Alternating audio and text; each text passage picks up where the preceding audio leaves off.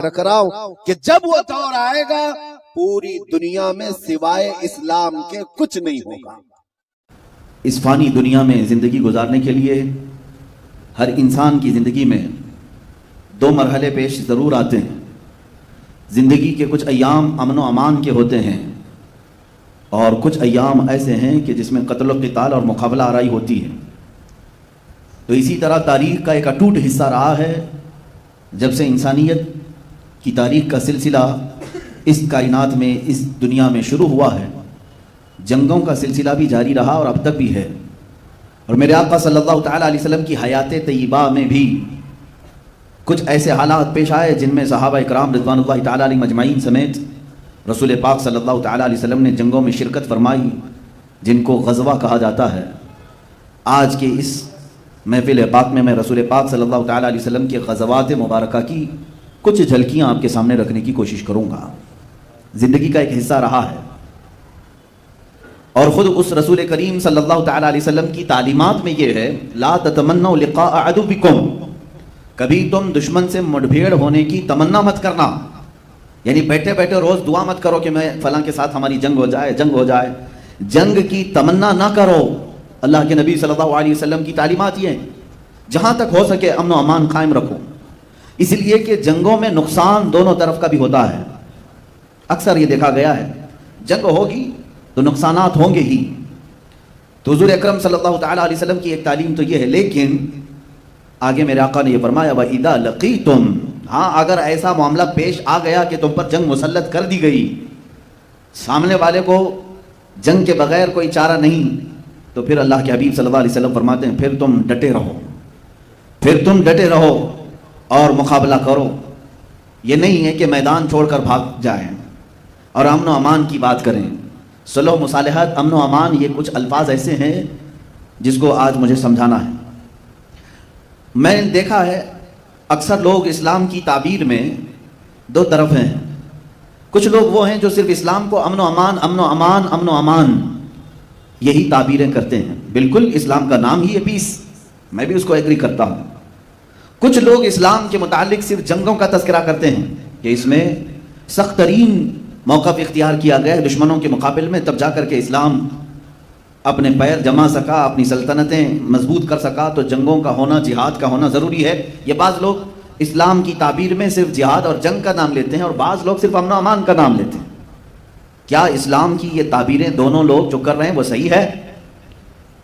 میرے عزیزوں، میرا کہنا یہ ہے کہ اسلام ان دونوں حالات سے گزرا ہے۔ اسلام کا بیسک فنڈا تو یہ ہے کہ وہ امن و امان چاہتا ہے پوری کائنات میں، لیکن اگر کوئی اس میں فساد مچانا چاہے تو اس کے ساتھ جہاد بھی چاہتا ہے۔ اسلام جہاد بھی کرے گا کس کے ساتھ؟ جو امن و امان میں فساد مچائے گا۔ تاریخ میں یہی ہے، لہٰذا ہمیشہ اسلام کی جب بھی تعبیر کرو تو تصویر کا ایک رخ نہ بتاؤ کہ اسلام میں میاں کسی کو کچھ نہیں کہنا ہے، اللہ اللہ کرنا ہے، تسبیح پڑھو، دعا کرو۔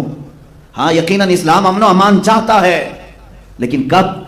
ایک محقق نے بہت اچھے انداز میں کہا، بار بار اسلام اور مسلمانوں کے متعلق کچھ لوگ غیر مسلم یہ کہتے ہیں کہ اسلام تو پیس کا نام ہے، آپ جنگ کی بات نہ کریں نا، آپ جہاد کی بات نہ کریں۔ اور کچھ ہمارے ماڈرن خیالات کے اور کچھ سیکولر لوگ ایسے بھی ہیں جو کہتے ہیں کہ نہیں، اسلام صرف امن و امان کے لیے ہے۔ ہاں یقیناً میں دونوں تصویریں آپ کو بتاؤں۔ اسلام امن و امان اس وقت چاہتا ہے جب اسلام میں موجود غلام خانہ کعبہ کی چھت پر موجود ہو۔ حضور پاک صلی اللہ تعالیٰ علیہ وسلم کو غلبہ حاصل ہوا مکہ کی فتح میں، تب حضور نے امن و امان قائم کیا ہے۔ امان وہ بہتر ہے جب تمہارے پاس غلبہ آ جائے اور اس وقت تم لوگوں کو معاف کر رہے ہو، یہ امن و امان ہے۔ لیکن جب تمہیں کوئی دبا رہا ہے، جب کوئی تمہیں مار رہا ہے اور تم امن و امان کی بات کر رہے ہو، تو گویا کہ تم جان چھڑانے کی بات کر رہے ہو۔ میں اس کی ایک مثال آپ کے یہاں یوں بتاتا ہوں۔ اب ایک صبر کا لفظ ہے، آپ جانتے ہیں صبر کسے کہتے ہیں؟ سہ لینا، ہر چیز کو سہ لینا۔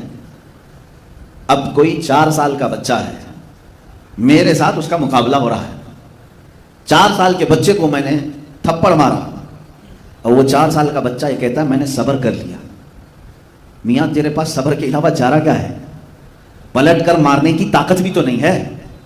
تو بڑے آدمی سے، طاقت والے آدمی سے اگر مار کھا کر کے خاموش رہا اور پھر یہ کہے میں صبر کر رہا ہوں، یہ صبر نہیں، یہ تیری مجبوری ہے، یہ مجبوری ہے۔ ہاں کب؟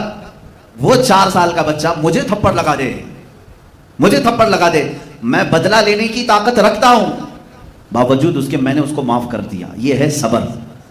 اس کو کیا کہتے ہیں؟ صبر. یہی اسلام چاہتا ہے کہ جب تمہارا غلبہ ہو اور تم دشمنوں کو معاف کر رہے ہو تو اسلام یہ امن و امان کی بات کرتا ہے. لیکن جب تمہارے ہر عضو پر بلکہ اسلامی شعار پر حملہ کیا جا رہا ہو اور تمہیں دبانے کی کوشش کی جا رہی ہو، مارنے کی کوشش کی جا رہی ہو، اور تم یہ کہو نہیں صبر کرنا ہے ہمیں، یہ صبر نہیں ہے. یہ تم مجبوری کو صبر کا سہارا لے رہے ہو. مجبوری کا نام صبر نہیں ہے. اسی طرح امن و امان اس کو نہیں کہتے. عزیزان گرامی وقار، رسول پاک صلی اللہ تعالیٰ علیہ وسلم کی حیات طیبہ میں دو معاملات پیش آئے ہیں. آپ کی زندگی پاک جو 40 سال تک تھی، یہ اعلان نبوت سے پہلے کی زندگی ہے. حضور صلی اللہ تعالیٰ علیہ وسلم نے اعلان نبوت نہیں فرمایا تھا، لیکن جب آپ کی عمر پاک 40 سال کی ہوئی، اس وقت سے لے کر آپ کی وفات 63 سال تک کتنی عمر ہوئی؟ 23 سال. آپ کی عمر مبارکہ 40 سال سے لے کر 63 سال تک کی عمر کتنی ہوئی؟ 23 سال، 23 ایئرس. اس کو ہم دو حصوں میں تقسیم کرتے ہیں. دو حصوں میں تقسیم کرتے ہیں. حضور صلی اللہ تعالیٰ علیہ وسلم 40 سال سے لے کر 53 سال تک مکہ ہی میں رہے. 13 سال تک مکہ میں رہے اعلان نبوت کے بعد. اور جب آپ کی عمر مبارکہ 53 سال کی ہوئی، آپ نے ہجرت فرمایا مدینہ طیبہ کی طرف اور وہاں 10 سال قیام فرمایا. تو میں یہ 23 سال کو دو حصوں میں تقسیم کرتا ہوں. تو 13 سالہ مکی دور ہے اور 10 سالہ مدنی دور ہے. حضور اکرم صلی اللہ تعالیٰ علیہ وسلم کی زندگی پاک میں جو اسلام کے دن ہیں، جو اعلان نبوت کے بعد کے دن ہیں، اس میں 13 سال مکی زمانہ ہے اور 10 سال مدنی زمانہ ہے. یہ دونوں میں بڑا فرق ہے. مکی زمانے میں اور مدنی زمانے میں بڑا فرق ہے. مکی زمانے میں حضور اکرم صلی اللہ تعالیٰ علیہ وسلم کو تبلیغ کا حکم تو تھا کہ آپ اپنے قریبی لوگوں کو اسلام کی دعوت دیں، اللہ کی طرف بلائیں. رسول پاک صلی اللہ تعالیٰ علیہ وسلم نے دعوت کا کام شروع رکھا اور ان 13 سالوں میں بہت کم لوگ ایمان لائے، بہت کم لوگ. یہاں تک کہ آپ کو لڑنے کا اور جہاد کا بھی حکم نہیں تھا. 13 سال تک حضور پاک صلی اللہ علیہ وسلم نے ایک بھی جہاد نہیں فرمایا. مکہ کے زمانے میں، مکی دور میں ایک بھی جنگ نہیں ہوئی، ایک بھی جہاد نہیں. آج ان لوگوں کو غور سے سننا چاہیے جو اسلام کو کہتے ہیں تلوار کی زور سے پھیلا ہے. میں تمہیں بتاؤں کہ کتنے زمانے میں تلوار اٹھائی گئی ہے اور کہاں کہاں اٹھائی گئی ہے. اور جہاں میرے آقا صلی اللہ تعالیٰ علیہ وسلم نے تلوار اٹھائی، آج دنیا کو ان جگہوں پر اٹھانا ضروری ہو گیا ہے تلوار. میں اس کو بھی ثابت کروں گا. رسول پاک صلی اللہ تعالیٰ علیہ وسلم کا جو دستور ہے وہ کائنات کا سب سے اعلیٰ دستور ہے. آپ کا جو نظام ہے وہ سب سے اعلیٰ نظام ہے. اس میں ایک نقص بھی نہیں، ایک عیب بھی نہیں آ سکتا. 13 سال تک کبھی مشرکین مکہ کے ساتھ قتال، جنگ، جہاد نہیں ہوا کیونکہ اللہ کا حکم ہی نہیں آیا تھا. حضور پاک صلی اللہ تعالیٰ علیہ وسلم تبلیغ فرما رہے ہیں، بعض لوگ آیتوں کا مذاق اڑا رہے ہیں. رسول پاک صلی اللہ تعالیٰ علیہ وسلم کا استہزاء کر رہے ہیں، مذاق کر رہے ہیں. تب بھی اللہ تعالیٰ نے یہ فرمایا وَاصْبِرْ عَلَىٰ مَا يَقُولُونَ، جو لوگ کہہ رہے ہیں اس پر آپ صبر کریں. اے رسول پاک صلی اللہ تعالیٰ علیہ وسلم، آپ ان کے جواب میں قتل و قتال نہ کریں. لڑائی کرنے کا، جہاد کرنے کا حکم نہیں تھا. پھر اس کے بعد یہ 13 سال سخت ترین زمانہ ہے، مشکلات کا زمانہ ہے، مشقتوں کا زمانہ ہے.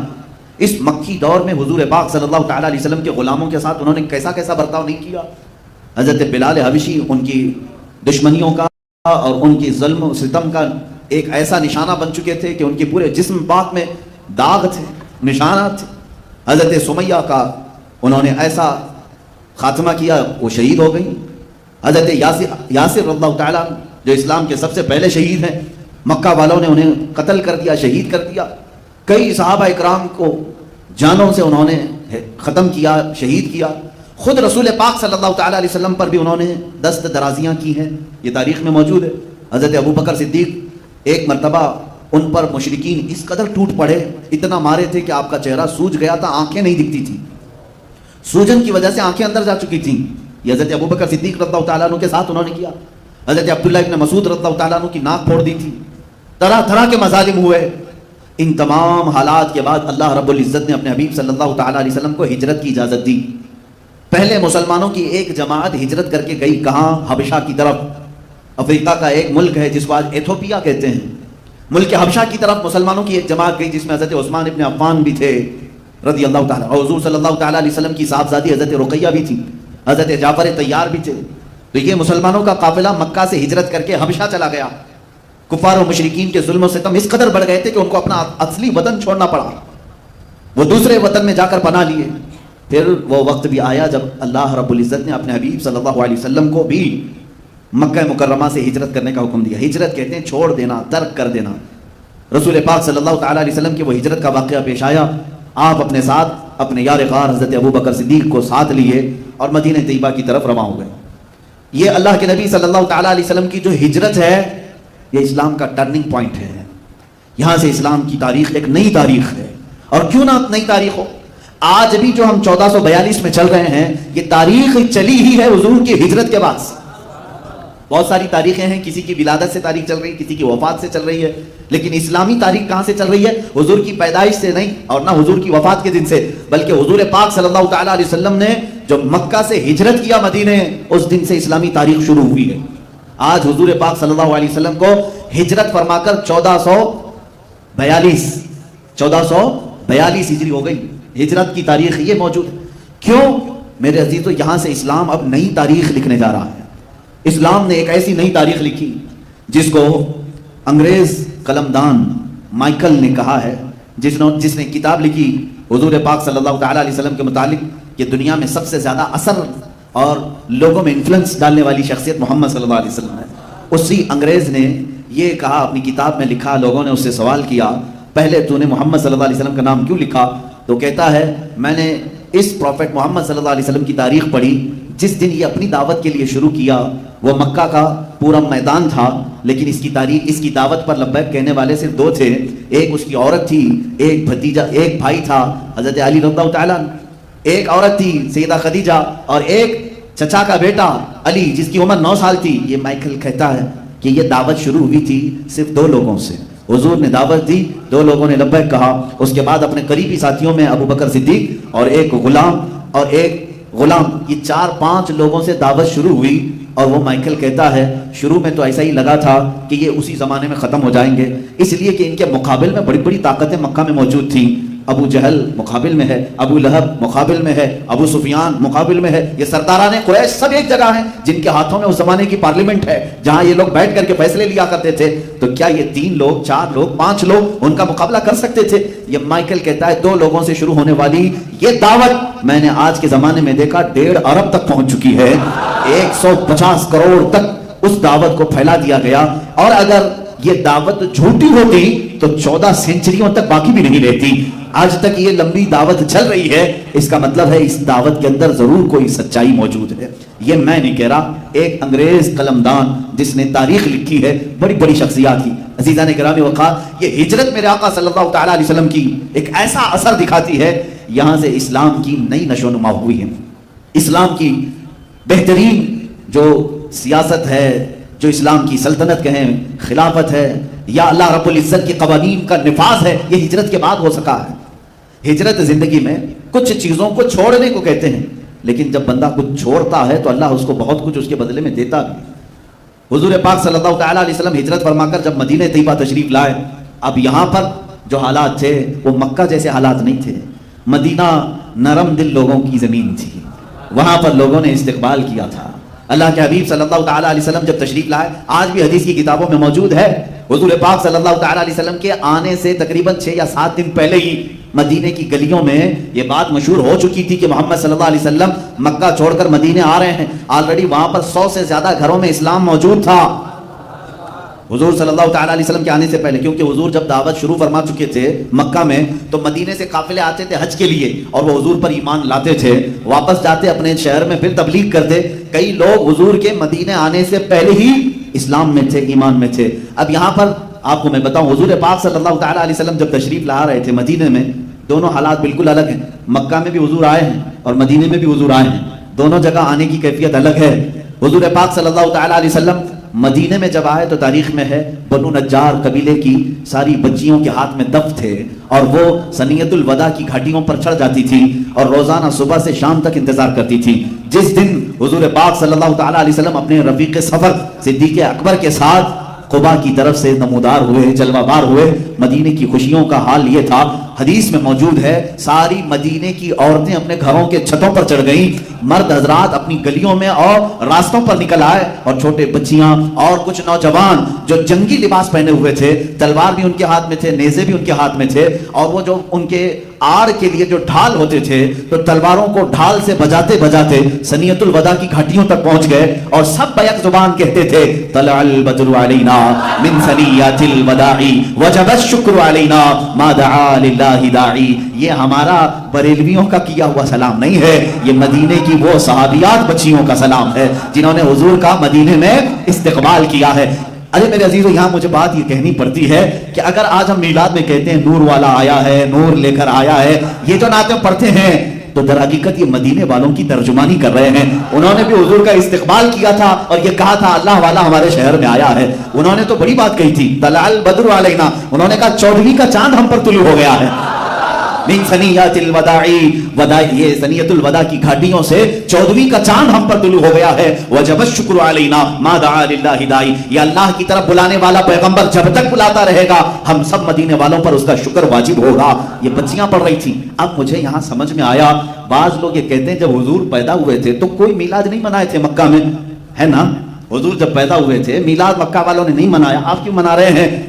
تو جواب میں آپ یہ کہیں جب حضور مکہ میں پیدا ہوئے تھے تب مسلمان تھے کہاں؟ حضور نے تو 40 سال کے بعد اعلان کیا ہے، نہیں، حضور نے 40 سال بعد اعلان فرمایا۔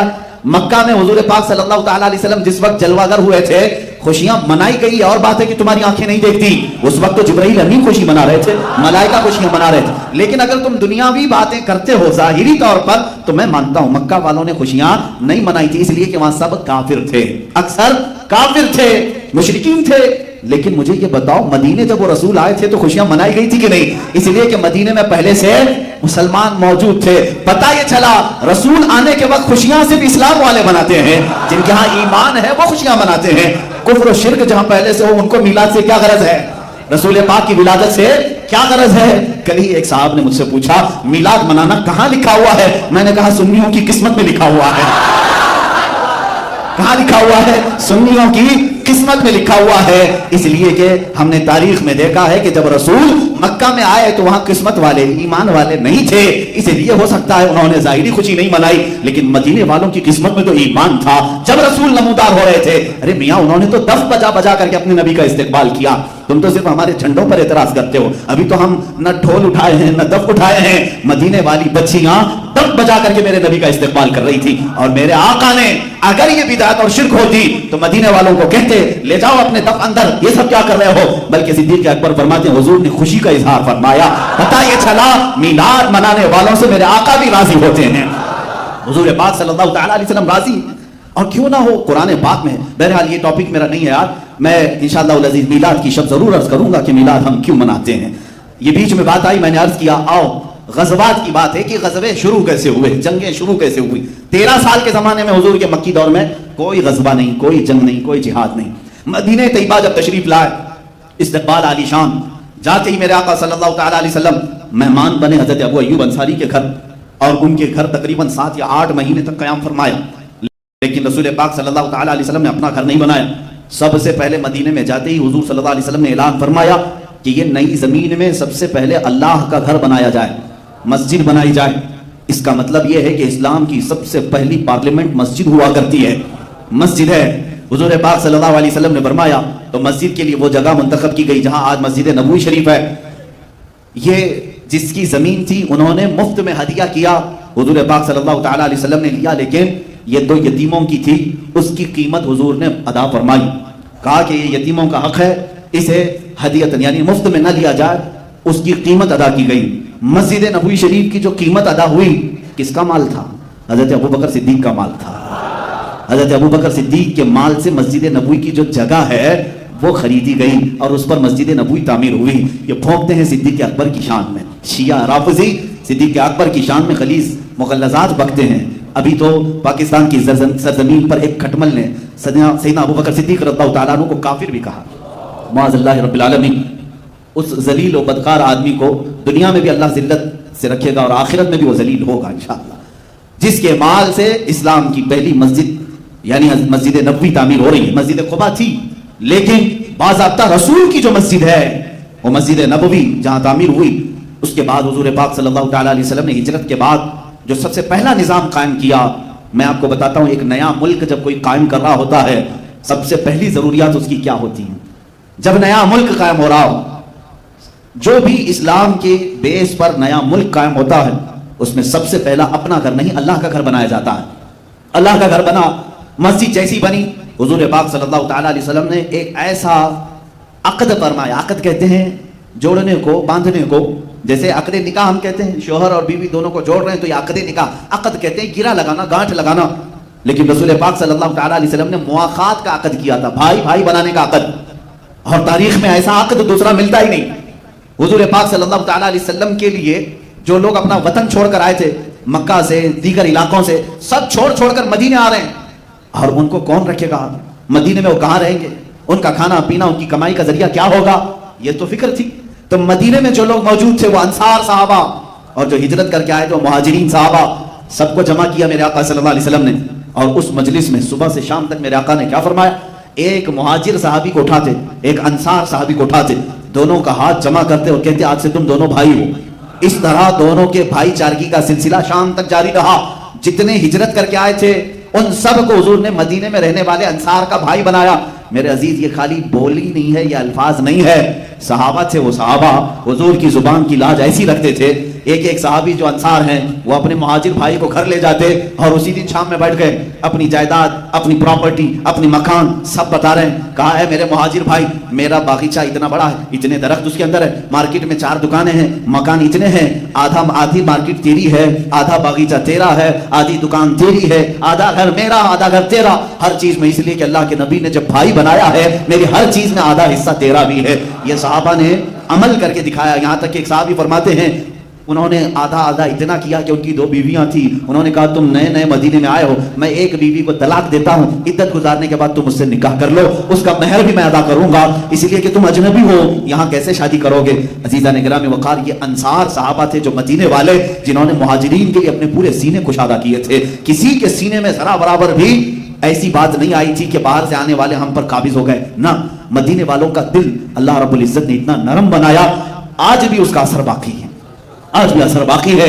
میں اکثر کو جانتا ہوں اہل مدینہ، جب بھی ہم ان سے ملاقات کرتے ہیں تو ہم یہی کہتے ہیں اہل المدینہ علی رؤوسنا، مدینے والے ہمارے سروں پر ہیں، اس لیے کہ جنہوں نے نبی کا استقبال کیا ہے ہمیں یقین ہے وہ آنے والے قیامت تک ہر مسلمان کا بھی استقبال کرتے ہیں۔ بعض علاقوں میں مکہ میں دیکھا ہے شدت پائی جاتی ہے، لیکن مدینے والے آج بھی نرمی کرتے ہیں، حجاج کے ساتھ بھی، جو حج کے لیے آتے ہیں، جو زیارت کے لیے آتے ہیں، ان کے ساتھ بھی نرمی کی جاتی ہے۔ آج تک مدینے کا ایک رواج ہے، آج بھی رواج ہے، اللہ اس کو سلامت رکھے۔ میں نے کافی دن قبل یہ پڑھا تھا کہ جو بھی مدینے میں نیا ان کو دکھتا ہے، جو بھی، وہ لوگ کیا کہہ کر کے پکارتے ہیں؟ کہتے ہیں یا محمد۔ آپ بھی جائیں، اگر آپ کا نام ان کو معلوم نہیں ہو تو یہاں تو آپ پکاریں گے مسٹر فلاں فلاں، نہیں، مدینے والے جس کا نام معلوم نہیں اس کو کہتے ہیں محمد۔ وہ اپنی جانب سے ہر ایک کا نام محمد رکھتے ہیں، اور اگر کوئی دوست بن جائے تو اس کو صدیق کہتے ہیں یا صدیق کہتے ہیں۔ مدینے کا یہ رواج ہے آج بھی۔ ہم نے پوچھا کہ ایسا کیوں کیا جاتا ہے؟ کہا گیا کہ جب سے نئے طریقے سے میرے آقا تشریف لائے تھے، مدینے والوں نے اس خوشی کو آج تک محسوس کیا۔ جب بھی کوئی نیا مدینے میں آتا ہے تو ہم اس کو محمد ہی کہتے ہیں، نام جب تک معلوم نہ ہو اس کو محمد ہی پکارا جاتا ہے۔ عزیزان گرامی وقار، حضور صلی اللہ تعالیٰ علیہ وسلم نے جو اسٹیبلشمنٹ جس کو کہتے ہیں حکومت کا، سلطنت کا، وہ مدینے میں جانے کے بعد قائم فرمائے۔ مسجد بنی، عقد مواخات ہوا، یعنی بھائی چارگی قائم کی گئی۔ اب اسلام کو مضبوط کرنے کا زمانہ تھا۔ رسول پاک صلی اللہ تعالیٰ علیہ وسلم نے صحابہ کے لیے گھر بنانے شروع فرمائے۔ جو گھر بار سب چھوڑ کر آئے تھے ان کے لیے گھر بنائے گئے۔ سب سے پہلے کالونی بنانے کا، لے آؤٹ بنانے کا نظام میرے آقا نے عطا فرمایا ہے۔ بستیاں آج بھی اصحاب صفہ کی مدینے میں، اگرچہ ان کو ویران کر دیا گیا ہے، لیکن مدینے کے مضافات میں حضور نے ایک بہت بڑی جگہ میں صحابہ کے گھر بنائے تھے، بڑے ڈسپلین کے ساتھ۔ جب کسی کی شادی ہوتی تو اس مکان میں شفٹ کیے جاتے۔ کالونی بنانے کا سسٹم میرے آقا صلی اللہ علیہ وسلم کا ہے۔ اس کے بعد رسول کریم صلی اللہ تعالیٰ علیہ وسلم نے تعلیم کا نظام قائم کیا۔ آج کسی بھی ملک کو آپ دیکھ لیں، کسی بھی ملک، اس کی ترقی کے جو راز ہیں وہ یہی راز ہیں جو میں بتا رہا ہوں۔ سب سے پہلے اسے اپنے ایک مرکز کی ضرورت ہوتی ہے، پارلیمنٹ، جہاں بیٹھ کر کے وہ لوگوں سے مشورہ کرے، اپنے ملک کی، اپنے سرحدوں کی حفاظت کے لیے کیا کیا کیا جانا چاہیے، اس پر ڈسکس ہونے کے لیے ایک مکان چاہیے ہر زمانے میں۔ اور بادشاہ بھی اپنے محلات بناتے تھے میٹنگ کے لیے، لیکن میرے آقا صلی اللہ تعالیٰ علیہ وسلم نے اسلام کی مضبوطی کے لیے جس چیز کو پارلیمنٹ بنایا وہ مسجد ہی تھی، اللہ کے گھر سے سارے کام ہو رہے تھے۔ اب یہاں پر حضور پاک صلی اللہ علیہ وسلم نے تعلیم کا نظام قائم کیا۔ تعلیم کا نظام تو ایسے کہ اللہ اکبر، وہ دنیا کی سب سے بڑی یونیورسٹی ہوگی جہاں شاگرد صحابہ ہیں، استاد رسول اللہ ہیں۔ میرے آقا صلی اللہ تعالیٰ علیہ وسلم انہیں ہر چیز کا علم دیتے رہے، صحابہ بھر بھر کر پیتے رہے، علم کی سوغات لیتے رہے۔ یہ تمام نظام قائم کس لیے کیا؟ امن و امان کے لیے کیا۔ جب میرے آقا صلی اللہ تعالیٰ علیہ وسلم آئے، پھر اس کے بعد زراعت کے اصول، باغیچہ، شجر کاری، یہ سب میرے آقا نے فرمایا۔ کھجوروں کے باغیچے، خود یہاں تک کہ اپنے ہاتھ سے میرے آقا صلی اللہ علیہ وسلم نے باغیچے میں درخت لگائے۔ شجر کاری کا منصوبہ میرے آقا صلی اللہ تعالیٰ علیہ وسلم کا تھا۔ اور اس کے بعد غلام آزاد کرنے کی تلقین فرمائی، جس کے پاس جو غلام ہے وہ آزاد کرے، اس لیے کہ اسلام غلامی کے دور میں نہیں رہنا چاہتا۔ یہ وہ زمانہ تھا جب انسانوں کو غلام بنایا جاتا تھا۔ مثال کے طور پر اگر آپ کسی کے غلام ہیں تو آپ کو چھٹکارا نہیں، جب تک مالک جو خدمات لیتا رہے آپ کو کرنا ہوگا۔ اور آزاد کرنے کا نظام بھی تھا کہ اگر اس مالک نے کہہ دیا جا تو آج سے آزاد ہے، تو پھر اب آزاد آدمی پر کوئی دوسرا ڈورا ڈال نہیں سکتا تھا۔ لیکن غلام بازار میں بیچے جاتے تھے، ان کی بولیاں لگتی تھیں، باندیاں بھی بیچی جاتی تھیں۔ اسلام کے شروع میں بھی یہ چلا، لیکن رسول کریم صلی اللہ تعالیٰ علیہ وسلم کی تعلیمات نے اس کو دھیرے دھیرے ختم فرمایا۔ کیسے؟ دیکھیں اسلام کے کئی احکام ہیں۔ روزہ ٹوٹ گیا، گناہ تم سے ہوا، اللہ فرما رہا ہے غلام آزاد کر دو۔ کفارے میں غلام آزاد کر دو، قسم کھایا توڑ دیا، اللہ فرما رہا ہے غلام آزاد کر دو۔ کئی ایسے کفارے ہیں جس میں اللہ تعالیٰ نے غلام آزاد کرنے کا حکم فرمایا۔ یعنی اسلام غلامی کے دور سے انسانوں کو نکالنا چاہتا ہے۔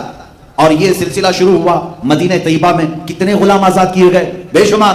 حضرت ابوبکر صدیق رضی اللہ تعالیٰ عنہ کا تو محبوب مشغلہ تھا، آپ مال جمع کرتے اور جو بھی کوئی غلامی کی زنجیروں میں جکڑا ہوا ہے اس کے مالک سے جا کر بات کرتے، یہ غلام میرے ہاتھ میں کتنے میں بیچے گا؟ وہ کہتا اتنے اتنے درہم میں۔ حضرت ابوبکر وہ غلام خریدتے اور اس غلام کو لا کر حضور کے پاس چھوڑ دیتے اور کہتے آج سے تو آزاد۔ حضرت بلال حبشی ابوبکر صدیق رضی اللہ تعالیٰ عنہ کے آزاد کردہ غلام، حضرت سلمان فارسی رضی اللہ تعالیٰ عنہ مال صدیق اکبر سے آزاد کیے ہوئے ہیں، پہلے آپ بھی غلام تھے۔ کئی صحابہ ہیں جو غلامی کے زمانے میں زندگی گزار رہے تھے اور انہیں آزاد کرنے کا حکم دیا گیا۔ مسلمانوں، اپنے بھائیوں کی آزادی کی فکر کرنا یہ صدیقی ایمان ہے۔ اگر کوئی قید ہے، ناحق اگر کسی کے اوپر مقدمات ہے، جیل میں ہے، تم یہ مت سوچو کہ میں روٹیاں پکا پکا کر کھاتا رہوں، وہ تو گیا ہے اندر۔ تمہیں اپنے بھائی کی فکر ضرور کرنی چاہیے، اپنے بھائی کی فکر کرو۔ جو ناحق مقدموں میں پھنس جائے یا قید ہو جائے اسے آزاد کرانے کی فکر، یہ ایمان ابوبکر صدیق میں سے آتا ہے، صدیق اکبر رضی اللہ تعالیٰ عنہ کے محبوب مشغلے میں سے۔ اب یہ جو اسٹیبلشمنٹ ہے سلطنت اسلام کا، مملکت خدا داد جس کو کہیں آپ، جب بھی کوئی ایک نئی کنٹری بنا رہا ہے تو کیوں بنائے گا؟ اس کے فالوورز کے لیے اچھی زمین ملے، اچھی ہوا ملے، سکون و اطمینان کے ساتھ رہے۔ اب میں آپ کو بتاتا ہوں جنگیں کیوں ہوتی ہیں، کیوں ہوتی، اور اسلام کی جنگیں جو شروع ہوئی اس کی وجہ کیا ہے۔ اب میں آپ کے ذہن کو قریب کرتا ہوں، اس کا کچھ لوگ غلط معنی نہ نکالیں۔ میں پوری ایک جماعت کو لے کر شفٹ ہو گیا، چاہنے والے تھے، اللہ والے تھے، یہاں تکلیفیں زیادہ ہو رہی تھیں، ایک جگہ ہم شفٹ ہو گئے۔ مقصد کیا تھا ہجرت کرنے کا ہمارا؟ تاکہ لوگوں کے فتنوں سے دور ہو جائیں، ہم اللہ رب العزت کے نظام پر آزادی کے ساتھ عمل کر سکے۔ بات یہی ہے، ہم سب ایک جگہ جمع ہوئے ہیں۔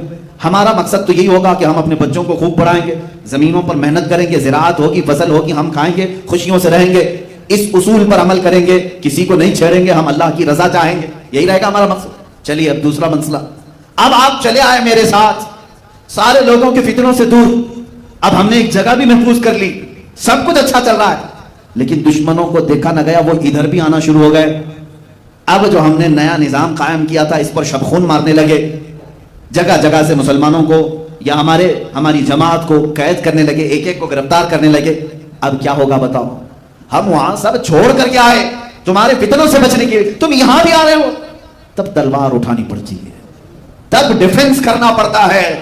عزیزان گرامی، یہ پوری دنیا کا دستور ہے۔ تم اسلام کو جرم کے اعتبار سے دیکھتے ہو، ان ظالموں سے میں کہتا ہوں جن کے ہاتھوں میں ہزاروں لوگوں کا خون ہے آج، جو کرسیوں پر بیٹھے ہیں اور اسلام پر تھوکتے ہیں، اللہ رب العزت ان کے لیے کافی ہے، جو اسلام کے متعلق یہ کہتے ہیں کہ ہر ایک کو تلوار کے زور سے انہوں نے اپنے اندر کیا۔ تم کیا کر رہے ہو آج؟ تم کون سے زور سے ڈرون تیار کر رہے ہو، پیٹروٹ، میزائل، نیوکلیئر، ان تمام ہتھیاروں کی خریداری میں ایک دوسرے سے آگے بڑھنے کی سب کی دوڑ ہے، اور سب یہی طاقت بنانا چاہ رہے نہیں ہے۔ آج ہر کنٹری اپنے سرحد کی حفاظت کر رہی ہے کہ نہیں کر رہی؟ ہر ملک اس کی اپنی فوج ہے، اس کے اپنے سولجرز ہیں، بارڈر پر ہر ایک کنٹری نے سولجرز لگا رکھے ہیں۔ اگر کوئی دوسری کنٹری والا اس میں داخل ہوتا ہے تو کیا وہ اس کو مرحبا مرحبا کہہ کے بلا لیں گے؟ کوئی ایک ملک والا دوسرے ملک میں زبردستی گھسے بلا لیں گے؟ میں پوچھتا ہوں، ہندوستان ہمارا محبوب وطن ہے، ہمارا آبائی وطن ہے، لیکن اس کی سرحدوں کی حفاظت بھی ہماری ذمہ داری۔ ہم اگر سرحدوں پر کھڑے رہیں، کوئی بھی اگر اس میں داخل ہونا چاہے، چائنا جیسے گھس رہا ہے، پاکستان کی طرف سے دراندازی ہو، بنگلہ دیش کی طرف سے ہو، کسی بھی پڑوسی ملک سے ہو، میں پوچھتا ہوں کیا ملک کی حفاظت کرنے والی جو بھی آرمی ہے یا جو حکومت ہے باہر کے ملک والے کو مرحبا کہہ کر کے اندر لے لے گی؟ اگر لیتی ہے تو اس کو بزدل کہتے ہیں، جیسے آج ہماری حکومت انہوں نے تو قبول کیا ہے بہت ساری جگہوں پر، چائنا کو بھی اندر لے لیا، ان کو بھی اندر لے لیا، اور ادھر 56 انچ کا بتاتے گھومتے ہیں ہمارا اتنا بڑا سینہ ہے۔ تمہارے سینے کی کیا ضرورت ہے؟ عزیزان گرامی وقار، کوئی بھی ملک کسی بھی ملک کی دراندازی کو ایکسپٹ نہیں کرتا۔ یہی اسلام نے کیا۔ مدینہ طیبہ جب میرے آقا تشریف لے گئے، مدینہ محفوظ و مامون تھا، صحابہ کرام سب اچھائی سے وہاں عمل کر رہے تھے، لیکن مکہ کے مشرکین، اندازہ کرو آپ 400 کلومیٹر دور سے بھاگ کر کے مدینے میں خرابی پیدا کرنے کے لیے آ رہے ہیں، 400 کلومیٹر سے آ رہے ہیں، مدینہ آئے، راتوں رات آئیں گے، کسی کے کھجوروں کے باغ میں آگ لگا کر بھاگ جائیں گے، جو مسلمان کام کر رہے ہوں ان میں سے کسی ایک کو گرفتار کریں گے، ان کو قتل کر کے بھاگ جائیں گے مکہ۔ یہ ساری چیزیں مدینے میں آ کر کے وہ کر رہے تھے۔ مجھے بتاؤ کیا رسول پاک صلی اللہ تعالیٰ علیہ وسلم کو ڈیفنس کا حق نہیں تھا؟ صحابہ اکرام اپنی سرحدوں کی حفاظت نہیں کریں گے؟ اسی لیے ہم کہتے ہیں ہم کو یا اسلام کو نہ چھیڑو مت، اس لیے کہ بہت دن تک اللہ ہمیں صبر کا حکم دیتا ہے، 13 سال تک صبر کا حکم دیا، لیکن تمہاری چھیڑ خانی زیادہ ہو گئی، تب پھر مولا نے بدر میں جانے کا حکم دیا، اور وہ دھول چٹائی کہ 14 صدیاں ہو گئی، درد ابھی بھی ان کا کم نہیں ہو سکا۔ خیبر میں وہ دانت توڑے ہیں مولا علی کرم اللہ وجہہ الکریم نے، کہ 14 صدیوں بعد بھی یہودیوں کے سینوں میں ابھی بھی زخم موجود ہے، آج بھی وہ تڑپ رہے ہیں اس شکست کو لے کر۔ یہ لیکن شروعات کس نے کی تھی؟ کیڑا کاٹا کس کو تھا؟ کسے کھجلی ہو رہی تھی؟ امن و امان کو غارت کرنے کی کون سوچ رہا تھا؟ مکہ والے، جبکہ انہیں یہ ہونا چاہیے تھا مکہ چھوڑ کر کے چلے گئے، جانے دو، ہمارے وطن میں کچھ نہیں ہو رہا ہے، نہیں، لیکن وہ مکہ سے اپنے وفد بھیجتے، مدینے رات میں آ کر باغیچوں میں آگ لگا رہے ہیں، مزدور صحابہ کو پکڑ کر مار رہے ہیں، کوئی تجارت میں جا رہا ہے تو اس کا مال لوٹ رہے ہیں، تو کیا یہ برداشت کیا جائے گا؟ اب اسلام نیا ملک بنا چکا ہے، اب برداشت نہیں ہوگا۔ یہ سلطنت خدا داد تھی۔ اب اللہ کے نبی صلی اللہ تعالیٰ علیہ وسلم کے ساتھ جو معاملات ہوئے وہ یہ ہے، کئی غزوے ہوئے ہیں، جنگ بدر کا نام تو آپ نے سنا، یہ اسلام کی پہلی بڑی جنگ ہے، لیکن تقریباً 5 یا 6 جنگیں اس سے قبل بھی ہوئی، لیکن اس میں لڑائیوں کی نوبت نہیں آئی، مٹ بھیڑ ہوئی، وہ ادھر سے ادھر چلے گئے، ادھر سے ادھر آئے، لیکن جس میں جنگ ہوئی گھمسان کی وہ بدر تھی۔ یہ 2 ہجری کی بات ہے، رسول پاک صلی اللہ تعالیٰ علیہ وسلم اپنے صحابہ کو لے کر مدینہ طیبہ سے تقریباً 160 کلومیٹر دور تک تشریف لائے، اس لیے کہ ابو سفیان بہت بڑا مال کا قافلہ لے کر مکہ سے تجارت کے لیے ملک شام جا رہا ہے۔ اب آپ سوچیں مال کس کا ہے بیچنے جو جا رہے ہیں؟ یہ وہ صحابہ جو اپنے گھر چھوڑ آئے تھے، ان کا سب سامان سمیٹ کے ملک شام بیچنے جا رہے ہیں، ان کا بھی اس میں مال تھا، مکہ والوں کا بھی مال تھا، تو کیا مدینے میں آئے ہوئے صحابہ کا اتنا حق نہیں تھا کہ ہمارا مال ہمیں دے دو؟ صحابہ گئے، جنگ کی غرض سے نہیں گئے تھے، لڑنے کی نیت سے نہیں، جنگ کی غرض سے جاتے تو سارا سامان ہتھیار لے کے جاتے۔ جنگ بدر میں جن لوگوں صحابہ کے ساتھ جو سامان تھا، تاریخ پڑھیں گے تو آپ کو حیرت ہوگی، 313 مسلمان ہیں، ان میں 8 گھوڑے ہیں، 8 یا 12 یا جو بھی، 1 عشرے سے زیادہ گھوڑے نہیں، سب پیدل ہیں، اور اکثر کے پاس تلواریں نہیں۔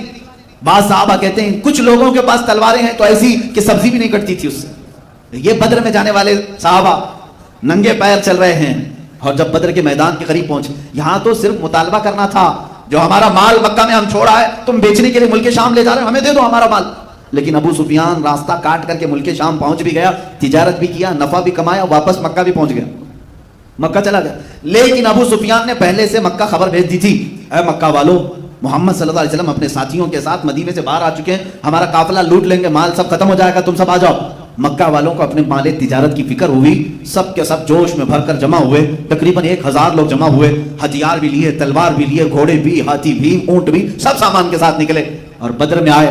میں سمجھتا ہوں جیسے قریب کے زمانے میں آپ نے دیکھا ہوگا ٹائٹینک ڈوبا تھا، ٹائٹینک ایک جہاز بنایا گیا تھا، اور جہاز بنانے والے کا دعویٰ یہ تھا کہ دنیا کی کوئی طاقت اسے ڈبا نہیں سکتی، اس کا چیلنج تھا۔ اور جانتے ہیں اتنا بڑا جہاز تھا جس میں ہزاروں لوگ سوار تھے، اس ٹائٹینک کے بنانے والے یا کیپٹن نے دعویٰ کر کے جو چھوٹی کشتیاں رکھی جاتی ہیں، ہم بھی سفر کیے ہیں، چھوٹی چھوٹی کشتیاں بڑی جہاز کے ارد گرد رکھی جاتی، کیوں؟ اگر ایمرجنسی آ جائے کچھ بھی تو یہ چھوٹی کشتیوں میں بیٹھ کر کے لوگ سمندر سے باہر نکلنے کی کوشش کرتے ہیں. اس نے وہ چھوٹی کشتیوں بھی رکھنے کو منع کر دیا تھا، ٹائٹینک نہیں ڈوبے گا، اسے کہا بھی گیا تھا. اور اس کے بعد دنیا کی تاریخ نے دیکھا ہے وہ آئس سے ٹکرایا اور تقریباً آدھے لوگوں کی موت ہوئی، تقریباً 1500 کے قریب لوگ مرے اس میں.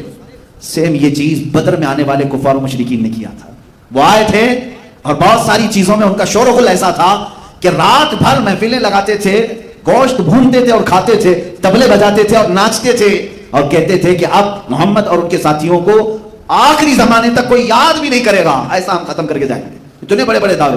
ان کے اگر اشعار آپ پڑھیں گے تو ایسا لگتا ہے کہ یہ لوگ یہ سوچ کر کے رکھے تھے کہ اب اسلام اور مسلمانوں کی کوئی ایک نشانی بھی باقی نہیں رہی. اتنے بڑے بڑے اشعار بدر کے میدان میں پڑھ رہے ہیں، اپنے محفلوں میں پڑھ رہے ہیں.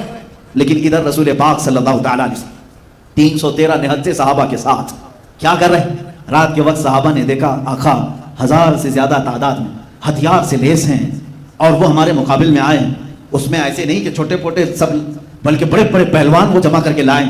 حضور پاک صلی اللہ تعالیٰ علیہ وسلم کے ساتھ جو صحابہ ہیں یہ فاقہ کش نہتے ہیں، بھوک کے مارے.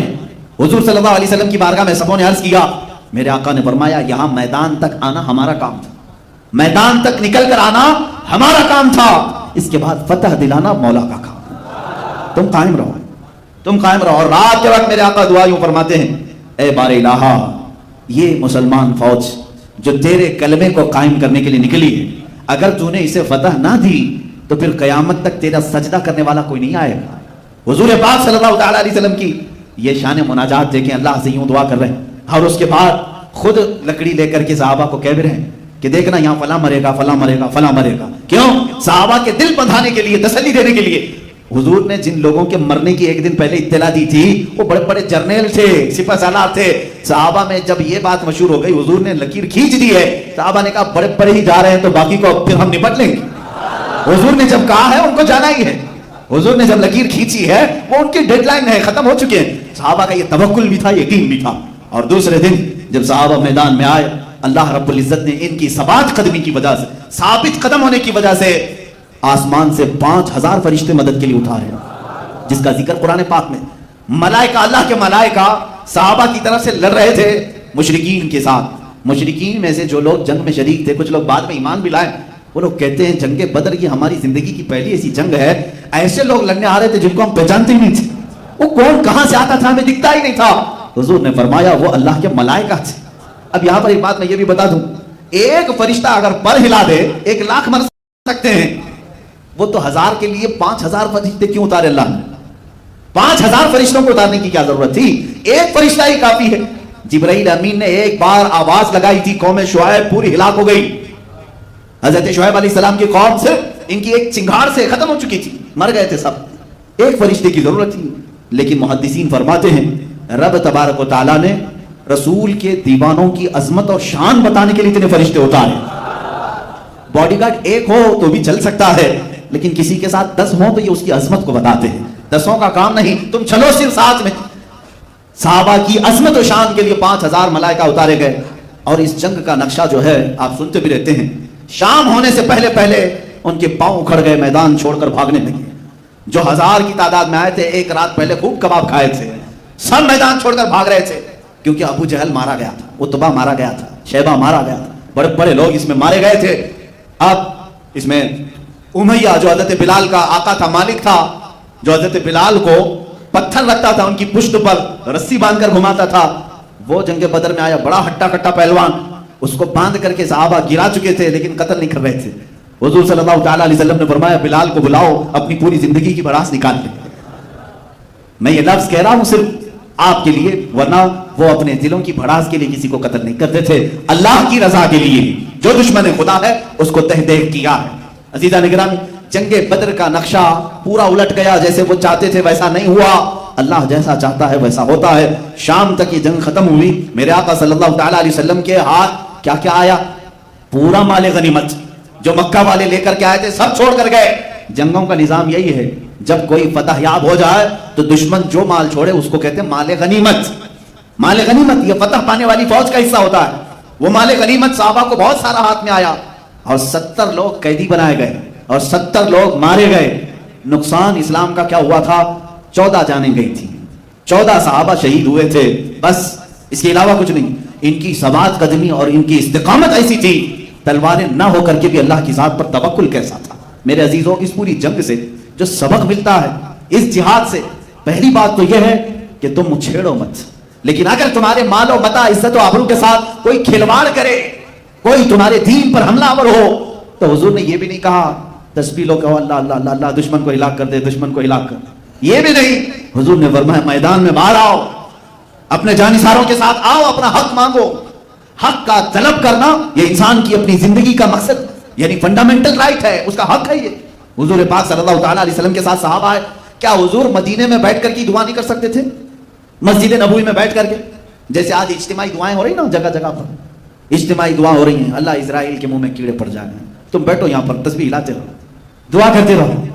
بعض لوگ یہ کہتے ہیں نہیں نہیں نہیں, ان کے ساتھ کیا پروٹیسٹ کریں, کیا احتجاج کریں, ہم یہاں بیٹھ کر کے دعا کرتے ہیں. ابھی NRC اور CAA کے ٹائم پر میں نے بہت محسوس کیا, معاف کرنا کچھ لوگوں کی گستاخی ہو, کچھ لوگ روزہ رکھنے کی تلقین کر رہے تھے, اچھی بات ہے, جمعرات روزہ رکھو, NRC ختم ہو جائے, تسبیح پڑھو, یہ فلاں تسبیح بہت اثر ہے, یہ جلالی ذکر ہے, ذکر کرو, سب ختم ہو جائے. میرے عزیز, بعض گدھے ایسے ہوتے ہیں جو تسبیح سے نہیں جاتے, ڈنڈے سے جاتے, ورنہ تم تسبیح گھماتے رہو گے. میں نے ایک عالم صاحب کے متعلق سنا تھا, مولانا صاحب ایک کھیت بوئے ہیں, فصل اگائی, گدھا آ جاتا تھا, فصل کھاتا تھا. اب حضرت تسبیح لے کر بیٹھتے تھے, دعا کرتے تھے اللہ گدھے کو دور کر دے, گدھے کو دور کر دے. جیسے مشہور محاورہ ہے, جل تو جلال تو آئی بلا کو ٹال تو.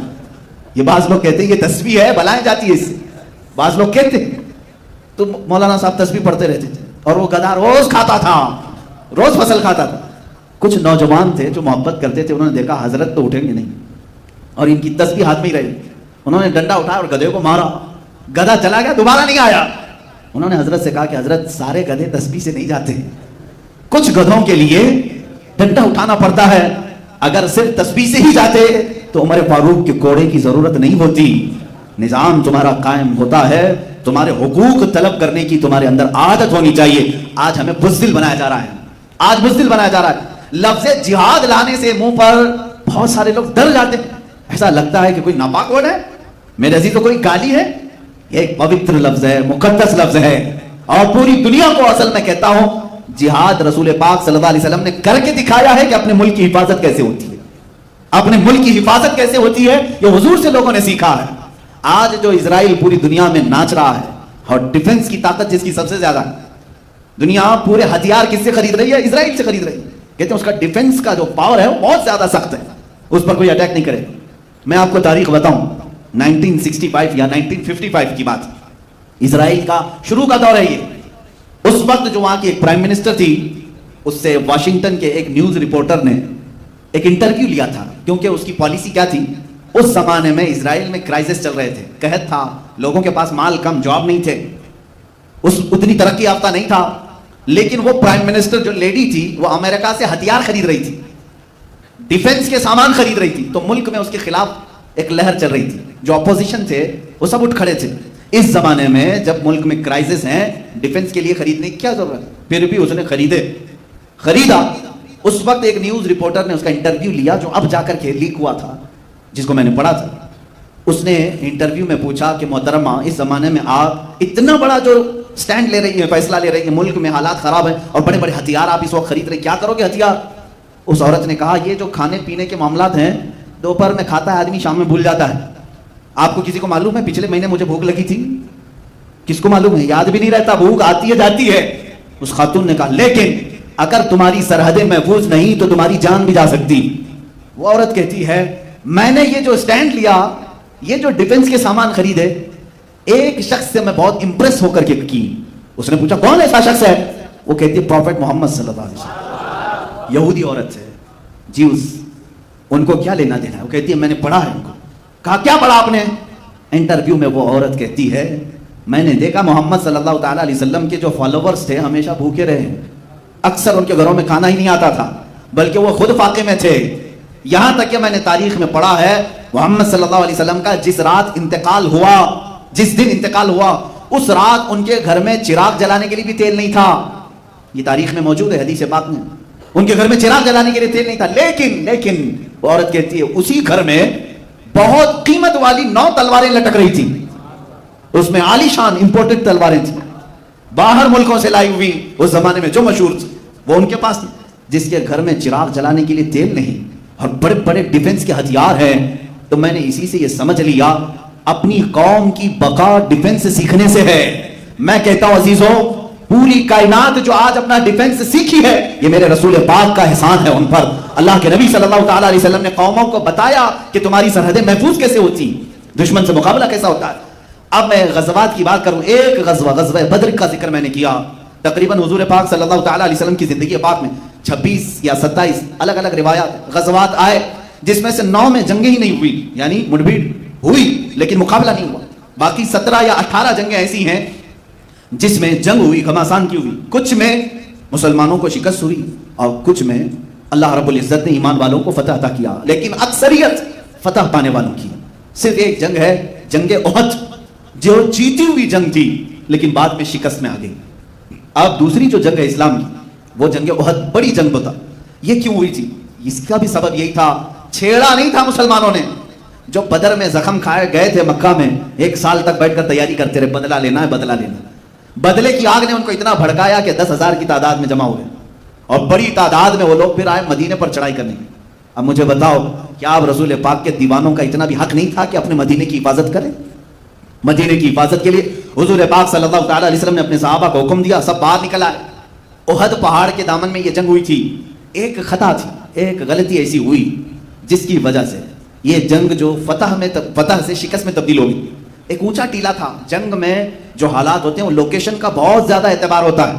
آپ کہاں کھڑے ہیں، دشمن کہاں ہے، یہ جنگی مہارتیں رکھنے والے اچھی طرح سے جانتے ہیں. مثال کے طور پر آپ اونچائی پر ہیں، دشمن نیچے ہے، تب تو سمجھ لو کہ تمہارے چانس ہی چانس ہے. نیچے سے اوپر کیسے حملہ کرے گا، لیکن اوپر والا تیر برساتا ہی رہے گا. تم اوپر والے سے مقابلہ نہیں کر پاؤ گے. تو لوکیشن جو بھی جنگوں کے ہوتے تھے چنے جاتے تھے. حضور پاک صلی اللہ تعالی علیہ وسلم احد کے میدان میں جیسے پہنچے، جو اونچا ٹیلا تھا وہ جبل رمات، پہلے حضور نے اس پر قبضہ کر لیا اور 50 تیر انداز صحابہ کو وہاں کھڑا کر دیا. اب صحابہ ایک طرف ہیں جبل رمات کے نیچے اور 50 اوپر، اور مشرکین سامنے سے آئے. اب وہ ادھر نیچے والوں سے لڑتے کہ یا اوپر والوں کے تیر کھاتے. معاملہ ایسا ہو گیا کہ دوپہر نہیں ہوئی، تیر اتنے برسائے انہوں نے کہ وہ میدان چھوڑ کر بھاگ گئے. نیچے والے الگ پیٹ رہے تھے، اوپر والے الگ مار رہے تھے. یہ حضور پاک صلی اللہ علیہ وسلم کی حکمت عملی تھی. وہ جنگوں کے لوکیشن کو بھی بہتر طریقے سے ترتیب دیتے تھے، اور حتیٰ کہ کون سپاہی کہاں کھڑا رہے، جھنڈا کس کے ہاتھ میں رہے، یہ سب میرے آقا کے فیصلوں پر ہوتا تھا. اللہ کے نبی صلی اللہ تعالی علیہ وسلم نے تیر اندازوں کو اوپر کھڑا کیا، تلوار والوں کو نیچے، جھنڈے والوں کو الگ مقام پر. اور کچھ ایسے ہوتے تھے جن کو مقدمت الجیش کہتے ہیں، یعنی سامنے ایک فوج کی ٹکڑی ہوتی تھی، وہ سیدھے دشمن کی صفوں میں گھس جاتے، حلہ مچ جاتا، سامنے کی صفیں ٹوٹ جاتی، تو پھر دشمن جو ہے اپنی صفوں کو بنانے میں ہی وقت گنوا دیتے تھے. تو اس میں جنگوں میں ترتیب ہوتی تھی کہ آگے والا جس کو میمنہ کہتے ہیں، دائیں والا میسرہ کہتے ہیں، بایاں والا، الگ الگ بانٹ کر کے میرے آقا رکھتے تھے. اب ہوا یہ کہ مشرکین بھاگ گئے، اوپر کے تیر کھا کھا کر بھاگ گئے. اب ہوا کہ وہ 50 لوگوں کو میرے آقا نے فرمایا تھا جب تک میں نہ کہوں نیچے مت اترنا. حضور نے کیا فرمایا تھا؟ جب تک میں نہ کہوں نیچے مت اترنا. لیکن وہ مشرکین جب بھاگ گئے تو یہ 50 جو صحابہ تھے تیر انداز، انہوں نے کہا حضور نے تو جو فرمایا تھا جنگ ختم ہونے تک کے لیے، دیکھو نیچے وہ سب چھوڑ کر بھاگ گئے. باقی جو نیچے جو صحابہ تھے وہ مال غنیمت جمع کر رہے تھے. اوپر والوں نے کہا چلو ہم بھی نیچے جا کر مال غنیمت جمع کرتے ہیں. بعض صحابہ نے کہا انتظار کرو، حضور نے فرمایا جب تک میں نہ کہوں اترنا مت.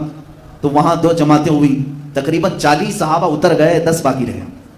40 لوگ جب نیچے میدان میں مال غنیمت جمع کرنے لگے، بھاگے ہوئے کافروں نے ہونہار خالد بن ولید بھی تھے، وہ مشرکین کی طرف سے آئے، ایمان لائے ہوئے نہیں تھے اور جنگوں کی باریکیوں کو سمجھنے والے شخص. دیکھا یہ جو لوکیشن خطرناک تھا ان کے لیے خالی ہو گیا. جو 50 تیر انداز تھے اس میں 40 نیچے آ گئے.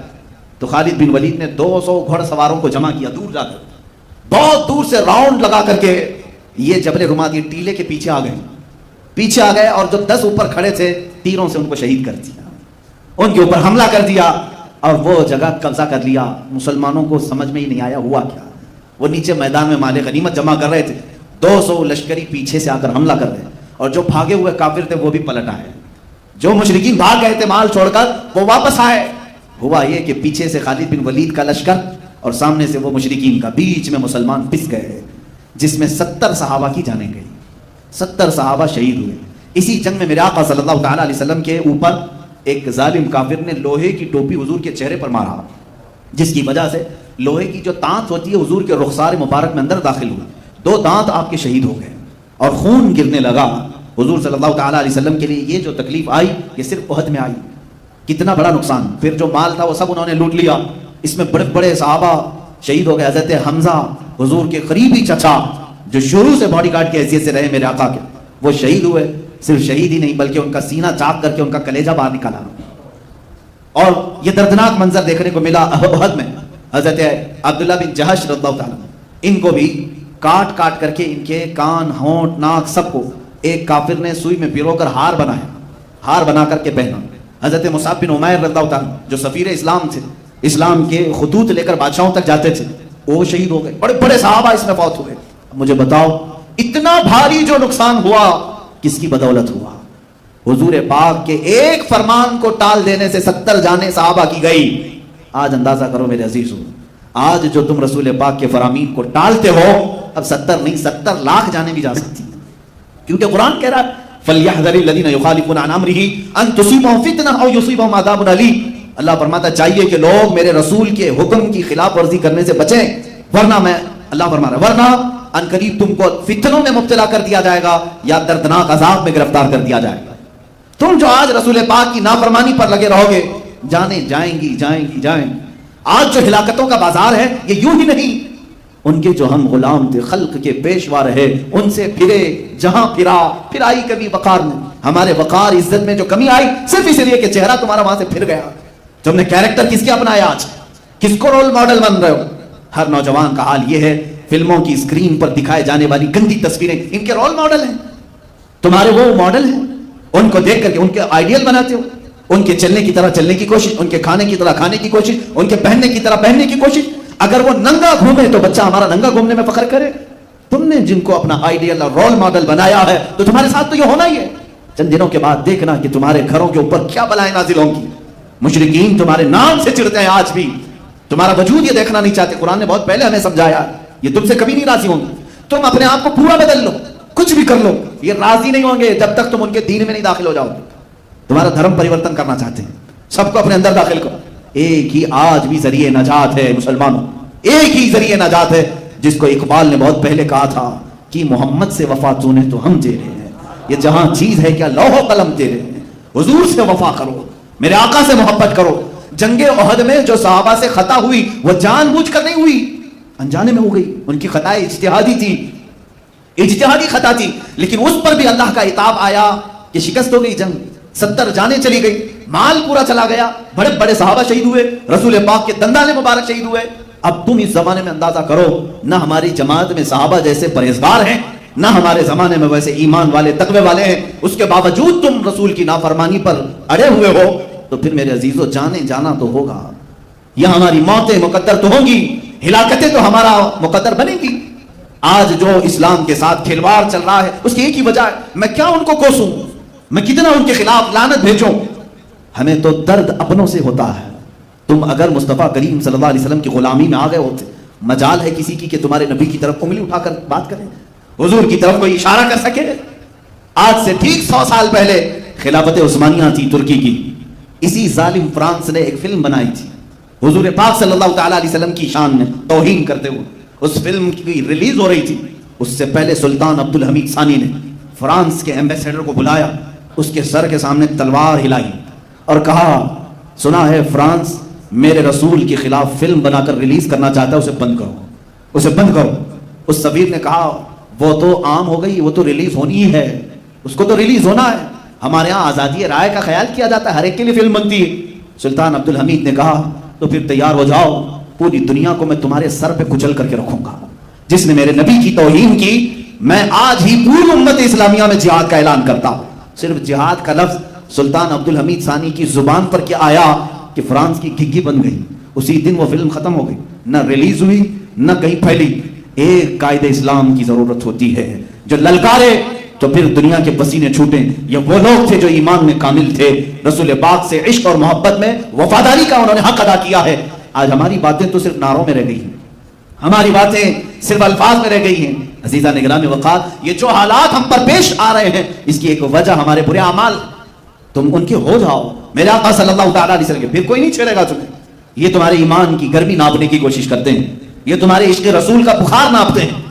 لیکن پھر بھی آج جو فرانس میں گستاخیوں کے کارٹون بلڈنگوں میں لگائے گئے ہیں اور گستاخانہ کارٹون لگا کر کے وہ یہ سمجھتے ہیں کہ ہم اسلام کو نیچا دکھانے میں کامیاب ہو گئے, یاد رکھو میں آج کے اس منبر سے اعلان کرتا ہوں, فرانس کی ظالم حکومت اس میلاد میں دیکھے گی انشاءاللہ. تم نے ایک محمد کا کارٹون بنایا ہے, ہر نوجوان کے سینے پر محمد لکھا ہوا پاؤ گے, ہر نوجوان کے سینے پر محمد لکھا ہوا پاؤ گے. اس لیے کہ ہمارے بزرگوں نے ہمیں یہ سکھایا ہے کہ خدا ایک پر ہو تو ایک پر محمد. اگر قلب اپنا دو پارا کروں میں, اگر میں اپنے دل کے دو ٹکڑے کروں, ایک پر اللہ ہوگا ایک پر محمد ہوگا.